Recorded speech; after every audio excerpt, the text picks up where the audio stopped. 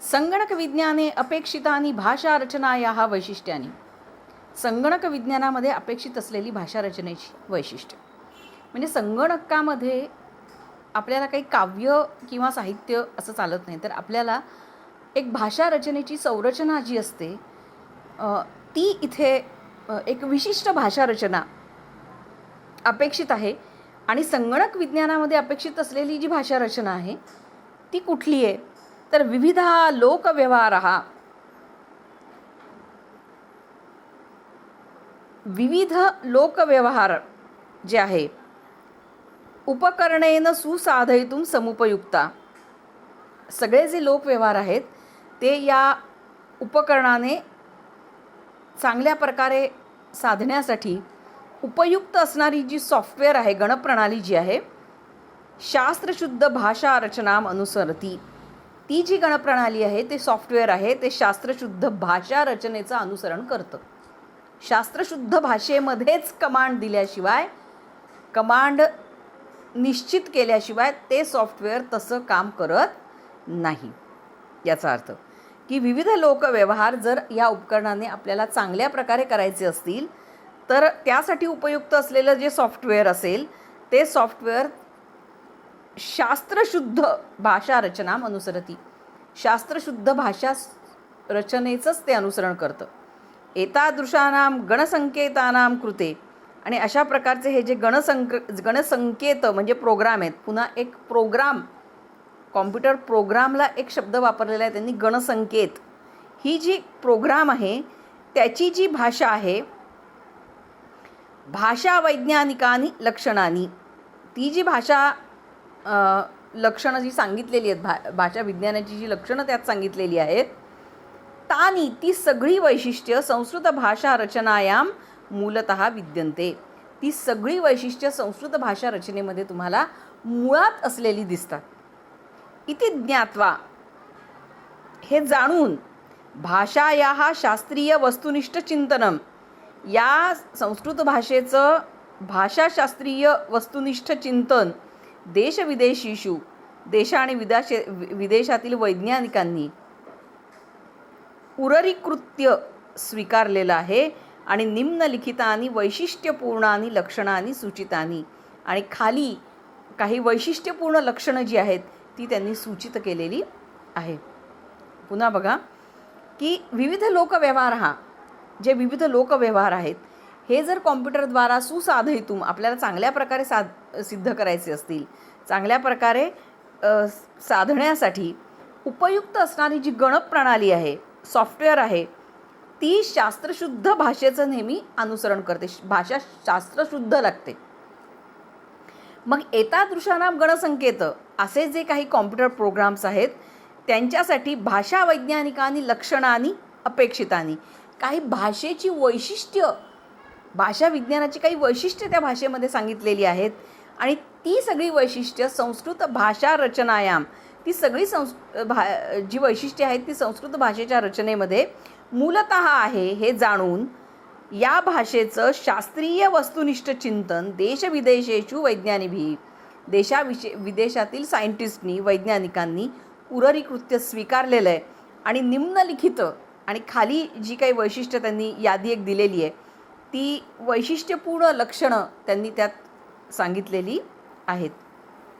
त्याच्यातलं पहिलं आहे की संस्कृत भाषा सदृशा सूत्रबद्धा, संस्कृत भाषेमध्ये एक सूत्रबद्ध शब्द रूपावली आणि धातू रूपावली आहे. म्हणजे एक शब्द जसा आहे तसेच त्या जातीचे सगळे शब्द चालतात. म्हणजे अकारांत पुल्लिंगी शब्दाप्रमाणेच सगळे अकारांत पुल्लिंगी शब्द चालतात. ईकारांत स्त्रीलिंगी शब्दाप्रमाणे सगळे ईकारांत स्त्रीलिंगी शब्द चालतात.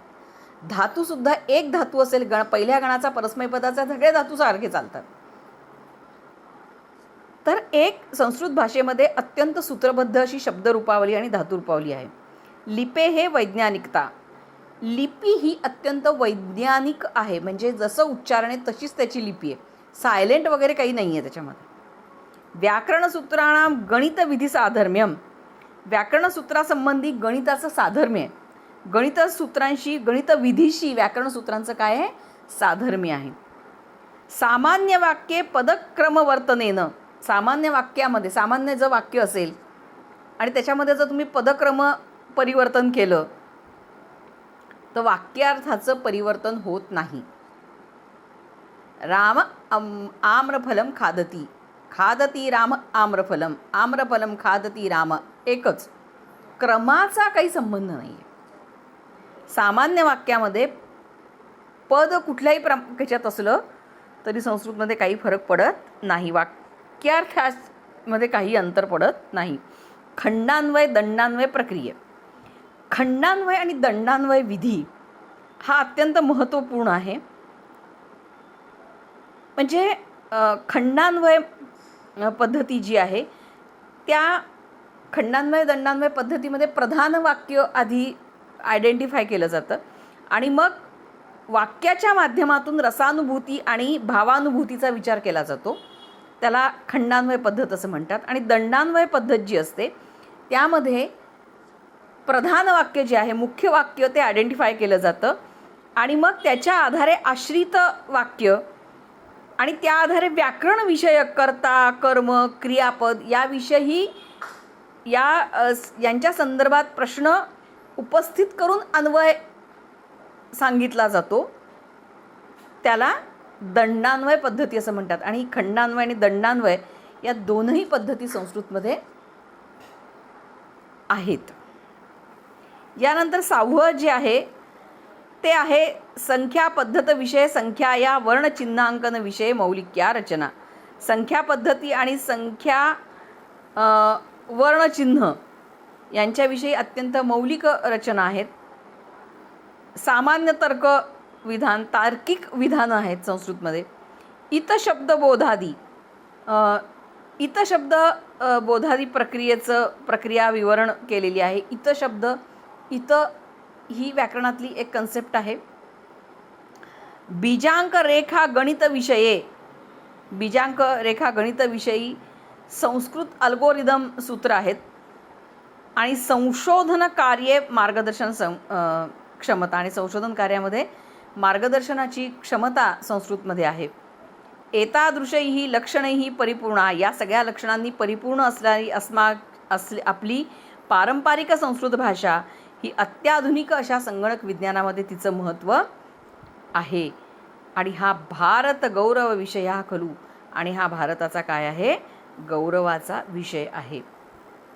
संस्कृत साहित्यम नाम केवलम कथा नाट्य चंपू काव्यादी ललित वाङ्मयम. संस्कृत साहित्य म्हणजे केवळ कथा नाट्य चंपू आदी काव्यादी ललित साहित्य. ते ववित झाले, ते ॲक्च्युली ललित आहे. ललित साहित्य इथे संकोच भाव विधाय, हा संकुचित विचार ठेवून विज्ञान तंत्र शास्त्रादिषु औदासीन्य परित्यज्य, विज्ञान तंत्र शास्त्रामध्ये जे काही औदासीन्य आहे संस्कृत भाषेच्या बाबतीत आपल्यामध्ये, ते औदासीन्य सोडून साहित्य, संस्कृत साहित्य सरिता जी आहे तिचा व्यापक आणि कालोचित म्हणजे काळानुसार तिचं विमर्शना करणं, तिचा विचार करणं गरजेचं आहे. म्हणजे संस्कृत साहित्य म्हणजे कथानाट्य साहित्य आहे. हा संकोच भाव जर आपण ठेवला, तो न ठेवता विज्ञान तंत्राबद्दल साहित्याबद्दल जे औदासीन्य आहे ते सोडून संस्कृतची साहित्य रचना जी आहे तिचा व्यापक स्तरावर, म्हणजे जशी काळाची कालोचित म्हणजे जशी काळाची गरज आहे त्या काळाच्या गरजेप्रमाणे त्याचा ब्रॉड व्ह्यू, ब्रॉड व्हिजनमध्ये त्याचा अभ्यास होणं, त्याचा विमर्श होणं गरजेचं आहे. विज्ञानेन सहितम, विज्ञानाच्या बरोबरच ज्ञानाची अमृतोपम तीर्थ देणारी, कोटी कोटी शरदपर्यंत विलसंती, कोटी कोटी वर्षा शोभणारी, इहामूत्र म्हणजे लोक परलोक असे दोन्ही तट पवित्र करणारी, सुजलम सुफलम अशी ही सुजलाम सुफलाम करत अक्षुण्णम अविरतम प्रवहती, ती अक्षुण्ण आणि अविरतपणे संस्कृत साहित्याची धारा वाहत आहे. वर्ण, जाती, प्रांत, देशादी सीमा अविगणय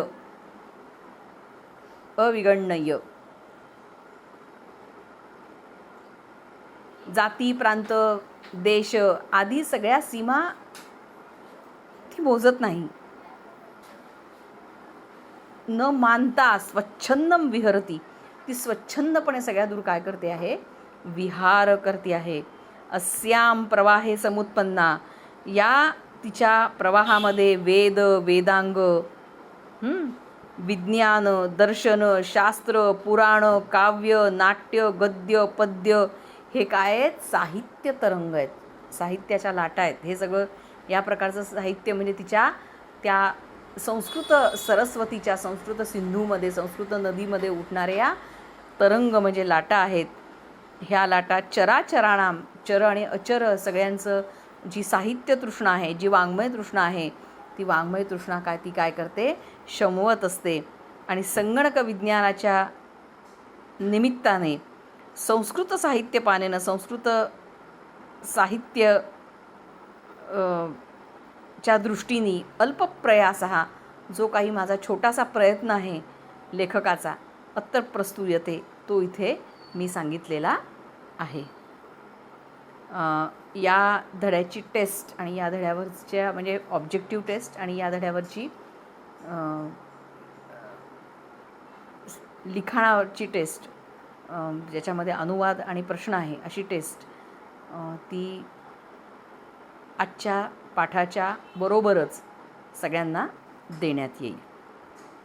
अशा प्रकारे संस्कृत भाषा जी शास्त्रशुद्ध आहे किंवा शास्त्रशुद्ध मानली जाते, तिचा वापर किंवा तिचा उपयोग संगणक विज्ञानाच्या दृष्टीने कसा आहे हे सांगण्याचा एक छोटासा प्रयत्न चंद्रगुप्त वर्णेकरांनी या लेखामध्ये केलेला आहे.